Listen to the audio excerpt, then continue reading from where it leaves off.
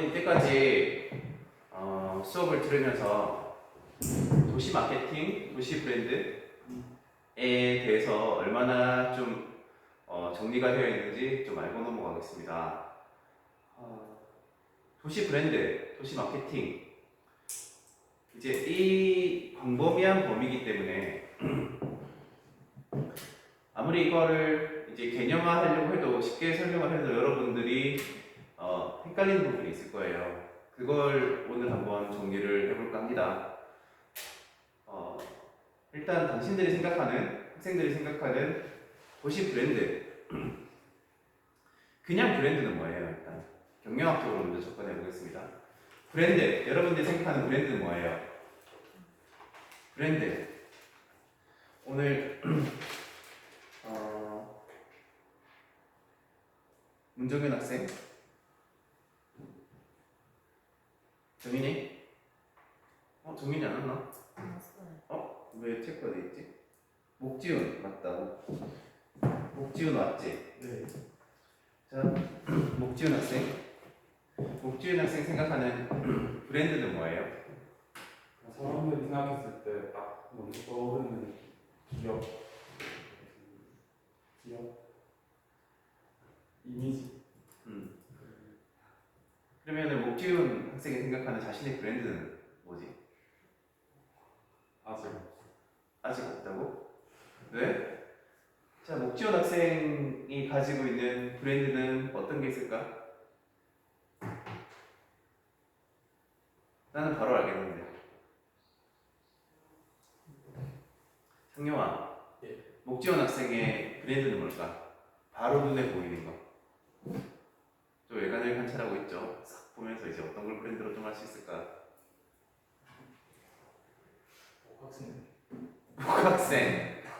복학생이 있다. 또 여러분들 브랜드에 대해서 어렵게 생각할 필요가 없어요. 여러분들이 태어나자마자 이걸 미안하지만 생명체가 아니라 제품으로 생각해 보겠습니다. 여러분들이 생산이 되고 나서 제일 먼저 생산되기 전에 누구에 의해서 생산되고 생산된 후에 이름이 붙여지죠. 여러분들은 목지훈 학생 지금 나이가 어떻게 되죠? 23살. 23살이죠. 23년 동안 뭐로 살아왔어요? 목지훈으로 살아왔죠. 그리고 남자로 살아왔잖아. 그리고 사는 곳도 정해졌고 부모님이 누구고 가족이 누구고 당신의 친구가 누구고. 당신의 브랜드는 친구들한테서 목지훈으로 알고 있는 거예요. 별명 있어요? 별명 없어요? 밝히기 싫을 수도 있겠지. 이 시간에. 나 같은 경우 어렸을 때 별명이 갈치였어요. 갈치. 지금 안 믿기겠지만 그때는 좀 마르기도 했고 눈이 엄청 이렇게 매섭게 찢어져가지고 사람들이 갈치라고 불렀거든요. 초등학교 때부터 고등학교 내내 갈치라고 불렸어요. 그것처럼 여러분들한테는 분명한 아이덴티티가 있고 창룡이처럼 창룡이가 가지고 있는 아이덴티티도 있고 모두 자기가 은진이처럼 가지고 있는 이진이처럼 갖고 있는, 맞지? 왜냐면 정은진이 맨날 정은진 하다 보니까 있잖아요. 이진이도 자기만의 브랜드가 확실히 있어요. 자기 이름이라고 볼 수 있겠지. 그게 브랜드라고 생각하면 돼요, 쉽게. 근데 그거는 브랜드 네임이라고 볼 수가 있고 조금 더 총체적이에요. 목지훈 학생 키가 얼마죠? 180. 180몇? 감자가 180몇? 어서오세요.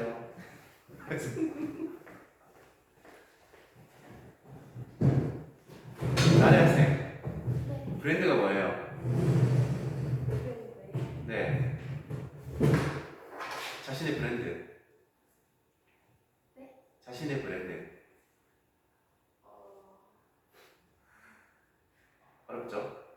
그것처럼 그래서 자신의 브랜드를 표현하고 개성을 표현하기 위해서 요즘에는 뭘 하죠? 자신을 세일링한다고 생각 한번 해보세요. 요즘에 자신을 세일링할 수 있는 가장 큰 쉽고 커뮤니티 형성도 좋고 할 수 있는 게 뭐가 있죠? 여러분 페이스북, 인스타그램 해요? 다 하죠? 블로그도 하는 친구들도 있죠? 그처럼 자기의 어떤 아이덴티티를 확실히 내보이기 위해서 각자의 스타일도 있어요. 옷 입는 스타일. 평소에 각자 옷 입는 스타일도 있고, 그게 뭐 예를 들어서 어느 날 친구들하고 갔는데, 그냥 간단하게 친구들하고 모임가 갔는데 너무 호응이 좋아. 그러면 그 모습을 고수하기도 합니다. 대부분의 사람들은 그렇게 정체성이 만들어지기 전까지의 거의 고등학교 2, 3학년 이전까지 그런 정체성이 다 만들어져요. 그때 좋아했던 것들이 거의 기호가 평생 가는 경우가 많거든요. 그때 자신의 개성이라든지 이런 것들이 상당히 많은 부분 만들어집니다. 그걸 나중에 세일링하는 거예요. 여러분들이 그 세일링하기 위한 가장 치열한 시장은 어디죠? 9번 있죠? 뭐죠? 시험. 대입 시험 있죠? 수능이라고 하죠. 또 어떤 경쟁이 또 있죠?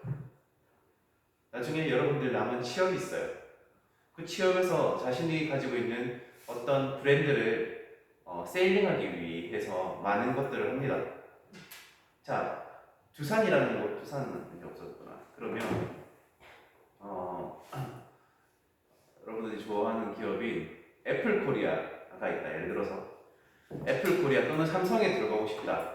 그러면 여러분들이 여러분 자신의 모습으로 그대로 삼성이나 애플에 지원을 합니까?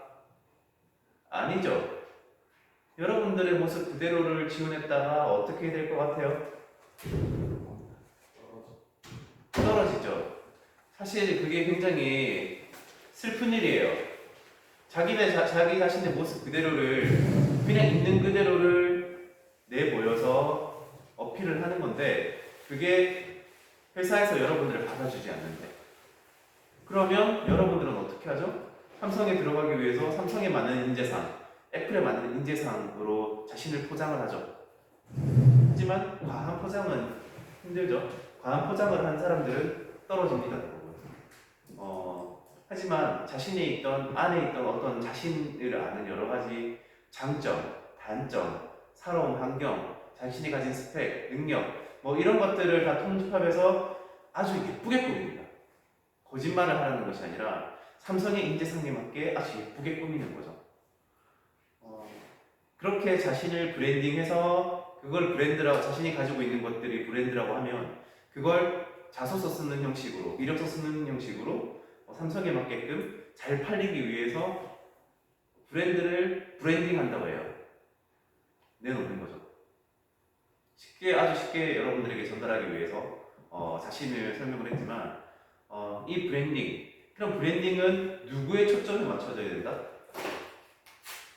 브랜딩은 누구의 초점, 자신의 초점에 맞춰져야 될까요? 아니죠. 자신을 파악하는 게 가장 중요하고 누구의 초점이 만들어져야 될까요? 맞죠? 고객 또는 철저하게 인사 담당자나 삼성 그 자체에 맞게끔 브랜딩 해야 되는 거죠. 이게 바로 핵심입니다. 다른 브랜딩, 요즘에 떠오르는 브랜드 중에서는 전혀 고객이나 포지셔닝, 타겟팅을 생각하지 않는 브랜딩도 많습니다. 내가 좋으면 됐지. 그냥 내가 좋으면 됐어. 좋아, 내가 취미생활로 했어. 나와 같은 사람 분명히 있을 거야. 아무것도 생각하지 않고 자신의 스타일대로만 하는 것들도 있어요. 그런 시장이 먹히는 건 어떤 시장일까요? 문화예술, 미술 시장입니다.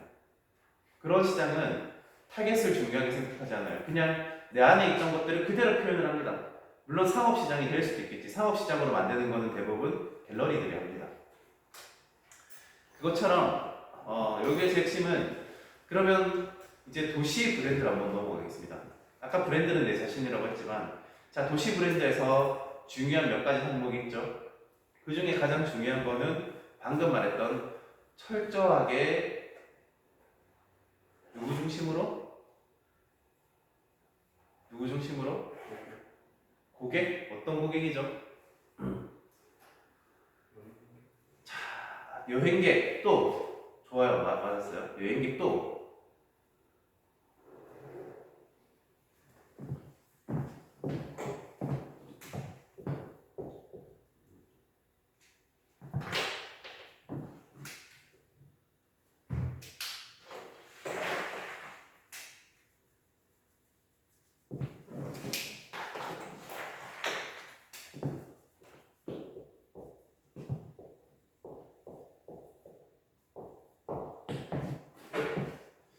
스테이크홀더라고 하거든요. 이 스테이크홀더에는 여러분들이 말했던 여행객이 들어있어요.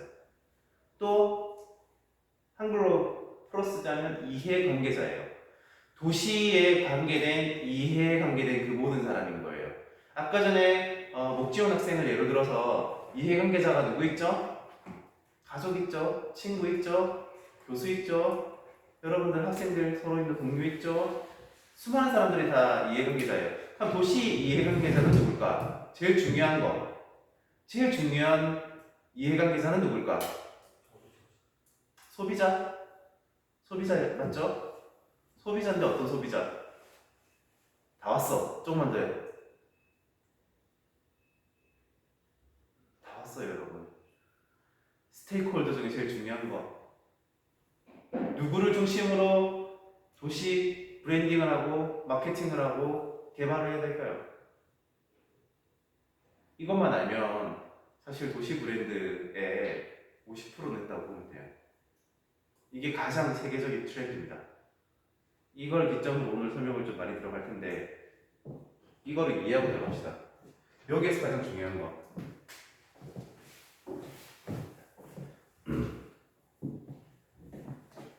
자신 있게 말해야 됩니다, 여러분. 한 6가지가 있는데 그 중에 하나가 진짜 중요합니다. 여러분.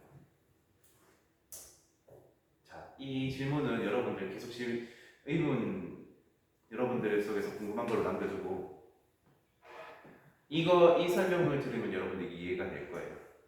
도시가 왜 만들어졌나요? 살기 위해서 만들어졌죠. 어떻게 살기 위해서? 편하게 살기 위해서 만들어졌죠. 그 편하게 살기 위해서는 뭐가 있어야 되죠? 사람들이 모여 살고 편하게 만들기 위해서는 어떤 게 있어야 되죠? 거주지도 어떤 거주지? 거주지가 생기면 뭐가 있어야 돼요? 의식주가 당연히 생기죠. 그쵸? 상권이 형성이 돼야 되죠. 도시가 되기 위해서는 또 뭐가 있어야 돼요?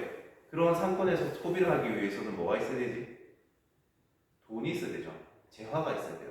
그럼 그 재화는 어디서 벌어들일까요? 기업이 있어야 되잖아. 그치? 근데 그 기업들이 다른 어떤 재화를 생산해서 다른 도시로 보내기 위해서는 어떤 게 필요할까요? 운송수단이 필요하죠. 서로 인프라스트럭처인 교통이 필요하겠죠. 맞죠? 그 교통이 필요하게 되면서 왔다 갔다 중간에 하는 그런 교통들이 발전하게 되는 거고, 그러면 어떻게 보면은 작지만 도시가 형성이 되는 거겠죠. 맞죠? 그 도시에서 그러면 그 도시가 그런 도시가 발생되기 전까지는 일단은 공업화 사회도시라고 하겠습니다. 그런 공장이 만들어지고 기업이 만들어진 게 도시예요. 그렇게 먹고 살기 위한 도시가 처음에 생겨난 거야. 도시 배경 자체가. 하지만 중세 이전으로 가고 고대 시대로 가면 말 그대로 자기들이 똘똘 힘을 합쳐서 뭉쳐 살기 위해서, 혼자 살 수 없으니 뭉쳐 살기 위해서, 그리고 외압으로부터 있는 전쟁으로부터의 자신을 보호하기 위해서 도시라는 걸 만들기 시작해요. 도시라는 걸 만들기 시작하면서 사람들이 모여 살기 시작하니까 사람들이 중구난방이에요. 개성들이 너무 다양하잖아. 왕권이 생겨나기 시작하는 거예요. 왕권이 생겨나도 그 외압적인 무리 때문에 막 사람들이 여기저기 막 튕겨나가. 생각도 다 다르고 다 다른 거야. 그 다양성을 수용하기 위해서는 가장 좋은 방법은 2가지가 있거든요. 하나는 공감대를 형성하는 거. 맞죠? 하나는 다양성을 없애버리는 게 존재하는 거예요. 여러분들 여기서는 종교가 있으신 분도 있고 그렇지 않은 분도 있겠지만 이건 설입니다. 종교가 만들어진 이유 자체가 아주 다양한 인종들에 대한 어떤 믿음이나 신앙을 가지고 하나로 묶이는 그런 당시의 로마의 어떤 정책상에 발생한 것도 있고, 당연히 하느님이 계시고 부처님이 계시고 뭐 이런 것들이 있겠지만 어쨌든 그 종교가 국가 단위를 하나로 통솔하는 데 굉장히 도움이 됩니다. 또 왕권 통치를 하면서 외압에서 공격을 받을 바에 우리가 영토 확장을 위해서 내부에 있는 문제들을 외부로 돌려서 전쟁을 하기 시작합니다. 그게 도시 간의 경쟁이거든요. 자, 이걸 설명한 이유는 뭐냐면 여러분들이 도시 마케팅을 할 때 가장 중요한 게 공업화 사회로 다시 넘어옵니다. 공업화 사회로 다시 넘어오다 보면 이미 지금은 탈공업화가 되고 4차 시대, 디지털 시대를 넘어서 4차 시대에 왔죠. 4차 산업 시대에 오게 되면서 기존에 있던 공업화에 대한 이미지, 우리가 단순히 모여 살기만 한 곳에서 기업이 필요하고 인프라가 필요하고 여러 가지 필요했던 그 도시 기능이 먹고 살기 위한 그 도시 기능에서 점점 공장은 필요 없는 부지로 바뀌게 되고, 공장의 이미지는 회색 이미지인데 도시 브랜드나 마케팅을 통해서 이제는 공장을 통해서 더 이상 먹고 살기가 힘드니 관광객을 유치하는 거예요. 근데 그 관광객을 유치하기 전에 한 가지 과제가 남게 됩니다. 도시가 제대로 된 도시로 되기 위해서는 필수적으로 인구가 필요하거든요. 필수적으로 사람이 필요해요. 그건 좀 이따가 또 부동산 얘기를 하게 되면, 부동산도 엮여 있거든요, 여기에. 부동산 얘기를 하면서 설명을 할 텐데, 필수적으로 필요한 게 인구예요. 근데 탈공업화가 되기 시작하면서 인구들이 빠져나가기 시작하는 거야. 그 대표적인 예가 부산입니다. 부산은 우리나라에서 제조, 특히 뭐 직물, 물류 이쪽 제조업, 해양 이쪽 제조에서는 거의 전 세계에 손꼽을 정도로 공업이 활성화된, 제조업이 활성화된 도시였습니다. 여러분들이 생각하는 대기업, 굴지의 대기업의 6개가 부산에서 다 탄생했어요. 하지만 그 기업들이 탈공업화를 선언하고 서울이나 수도권으로 다 가는 이유는 여러 가지 이유 때문에 있지만, 그렇게 되면 여기 있는 기업들이 다른 도시로 이전하거나 해외로 나가게 되면 기존에 있던 도시는 인구가 사라지게 되는 거죠. 그러면 도시는 세계적으로 모든 도시에서는 딜레마에 빠집니다. 사람이 없는 지역에 있는 도시가 과연 도시일까? 그런 고민들을 하기 시작하죠. 그러면 인구 정책 유입을 위해서 여러 가지 것들을 하기 시작합니다. 그게 바로 스마트 도시 성장이라고 하거든요. 자, 공장들을, 여러분들이 제일 잘 아는 공장을 가지고 요즘에 뭘로 만들죠? 공장 가지고 뭐 만들어요, 보통? 폐공장 가지고. 이제 너무 사람들이 많이 가보지 않았나? 창녕 학생, 네. 공장 가지고 요즘 뭐 만들어요? 네, 나의 전시 공간. 그렇죠. 카페는 우리가 생각하는 공업 사회는 어떤 색이죠? 무채색, 회색. 도시가 그런 색깔이 되면 사람들이 찾아오지 않아요. 그렇기 때문에 폐공장 밀후부지에 색을 입히기 시작하는데 그게 문화예술로 요즘에 꾸미기 시작해요. 그렇죠. 근데 그 문화예술로 꾸미게 된 거는 단순히, 이제 아까 전에 생각하던 의문점에 대해서 말씀을 드릴게요. 그건 단순히 사람들만을 끌어오기 위한 정책들은 아니에요. 혹시 여러분들 주변에 카페촌이나 상권이 좀 막 살아있는 곳이 있나요? 사는 곳 중에? 옆에 나 진짜 시끄럽다, 카페가 너무 많다, 이렇게 사는 곳이 있나요? 일광. 어디요? 일광. 일광 살아요? 기장사. 기장 살죠? 차 얼마나 막혀요? 일광 주말에 좀 많이 막혀요. 많이 막히죠? 불편하죠? 그럼 그건 누굴 위한 도시예요? 관광객. 그러면 거기 살고 싶다, 안 살고 싶다, 나중에? 기장 사는 사람들은 좀 불편할 수도 있을 것 같아요. 그렇죠. 자, 이게 답입니다. 도시 계획의 답은요, 도시 마케팅이나 브랜딩이나 계획의 답은 좀 돌아서 말했는데, 누가 주체가 되고 누구 위주로 돼야 된다? 입주민 중심으로 돼야 된다. 입주민 중심으로 돼야 된다. 입주민, 거기는 로컬이라고 해요. 단계에서 설명할 건데, 이런 도시 개발이나 도시 마케팅이나 브랜딩에는요, 상향식이 있고 하향식이 있어요. 상향식은 뭐라면 이런 구조인 거예요. 상향식은 이런 구조고 하향식은 이런 구조예요. 왜 이걸 설명하냐면, 기존의 탈공업 시대에서 도시 브랜딩이나 마케팅이나 도시 개발은요, 대부분 하향식으로 이루어졌습니다. 왜 하향식으로 이루어졌냐? 상위 계층에 있던 여러 정책 기반자들, 여러분들이 제일 잘 알고 있는 세상을 주무르는 무리들 또는 정부에 있는 관계자들 그리고 대기업들 이런 중심으로 도시가 개발이 되어져 왔어요. 그렇다 보니까 아까 전에 기장 사는 사람들은 차가 막혀서 불편하다. 관광객들은 오죠? 근데 과연 그 관광객들이 한 번 오고 두 번 오고 올까요? 안 하죠. 그리고 정책 기반자들이 하는 것 때문에 어떤 게 생기냐면 기업들이 계속 도시를 한 파트를 발전시키게 되면요. 이상하게 뭐가 올라가요? 땅값, 집값 엄청 올라가죠. 아니 여러분들이 사는 곳인데 똑같이 사는 뭐 30평 아파트가 가격이 여기 다르고 저기 달라. 물론 조금 더 편한 건 있겠지. 뭐 교통이 편하다던가. 그게 트릭이에요. 도시개발에 있어서 트릭은 뭐냐면 바로 그건 거예요. TOD라고 하고 AOD라고 하는데 더 쉽게 말하면 이때까지 있는 하향식은 위에서 다 정해놓고 주민들 너희가 따라와 라는 개발 방식이었어요.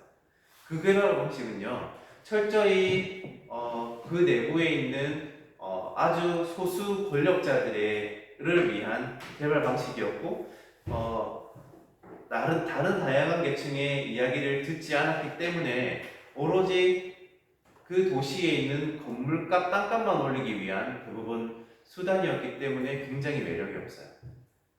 관광객의 입장에서 보면 굉장히 매력이 없고 그 주민의 지역 주민의 입장에서도 보면 젠트리피케이션이라고 해서 자기가 살고 있는 곳이 개발이 되면서 땅값이 너무 올라서 좋은 방면이 있겠지만 그 주변에 집을 가지고 있는 사람이 과연 몇 명이나 될까요?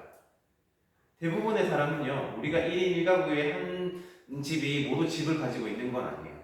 대부분이 거기에 임대를 해서 살고 있는 경우가 많거든요. 전세든 월세든.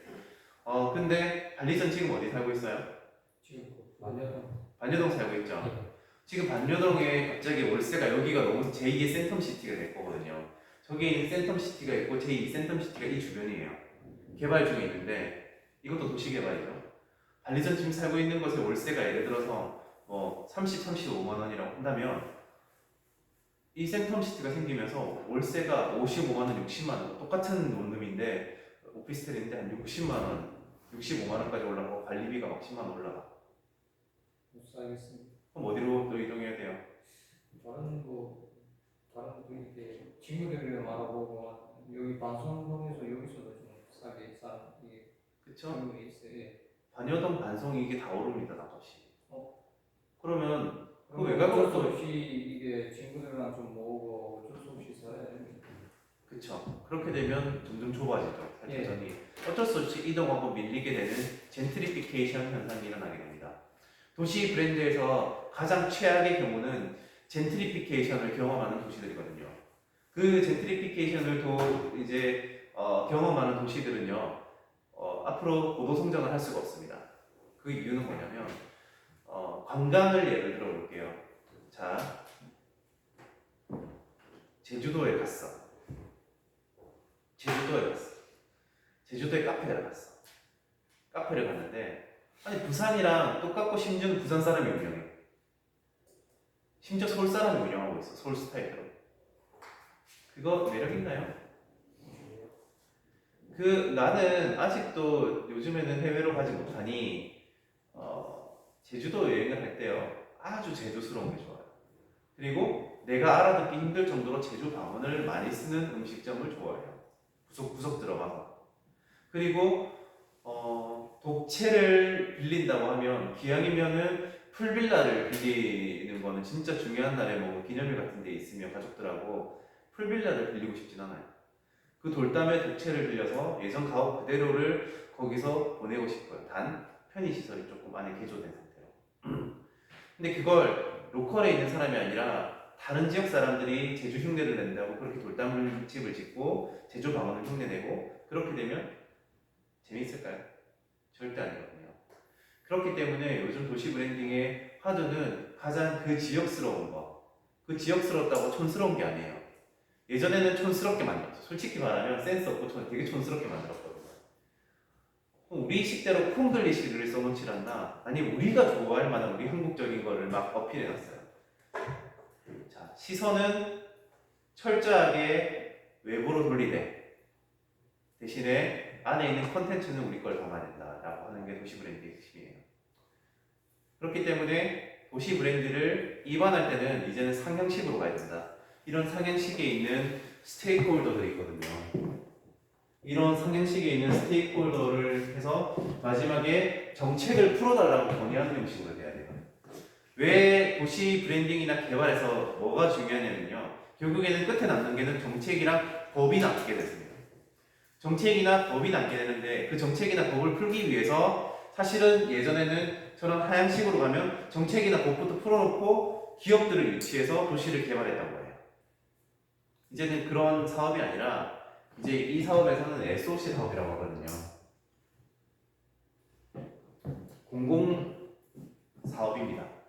공공 사업을 통해서 이런 여기에 있는 기업층이랑 지역 주민이 어떤 정부 쪽에서 가이드라인을 주게 되면 어떤 지구, 어떤 지역이 개발을 공모한다. 단송 지역의 단여동 지역의 개발을 공모한다. 센텀으로 이걸 어떻게 했으면 좋겠니? 라고 각 지역에 있는 대표들을 모읍니다. 그 대표들, 동대표도 있을 것이고 아니면 여성 무슨 연합회 대표도 있을 것이고 그런 사람들을 모아서 도시 계획을 짜는 거죠. 전문가를 붙이고 컨설턴트나 조정위원이라고 합니다. 도시 조정위원을 붙여서 같이 이야기를 합니다. 그 이야기하는 기간이 여러분들이 생각하는 얼마나 걸릴까요? 여러분들은 이 도시 하나를 개발하고 계획을 세우는데 이런 스테이크홀더들이랑 하는 이런 회의를 어느 정도로 할까요?